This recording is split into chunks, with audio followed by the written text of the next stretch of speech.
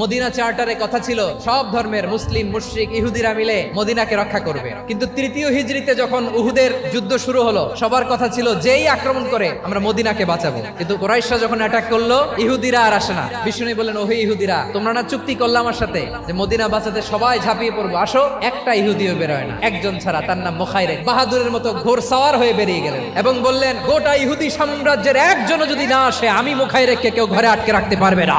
বেরিয়ে আসলেন, এসে বললেন, আমি মুহাম্মদের পক্ষে যুদ্ধ করব। আমি মারা গেলে আমার সম্পদ আমার উত্তরাধিকারীরা পাবে না, আমার সম্পদ তোমরা মুহাম্মদকে দিয়ে দিবা। সুবহানাল্লাহ বলেন। উহুদের ময়দানে 70 জন মুসলমান শহীদ হলো। এই ইহুদি, সেও মুসলমানের পক্ষে যুদ্ধ করে নিহত হলো। মুসলিমদের লাশের পাশে মুখাইরিকের লাশ দেখে বিশ্বনবী মুখাইরিকের প্রতি অনেক খুশি হলেন। আর বিশ্বনবী খুশি হয়ে বললেন, মুখাইরিক, যদিও তুমি ইহুদি, তারপরে তুমি সব ইহুদিদের মধ্যে সেরা ইহুদি। পড়েন সুবহানাল্লাহ। আমার নবী ইহুদিকেও সম্মান দিতে কার্পণ্য করে নাই। আওয়াজ করে বলেন আল্লাহু আকবার।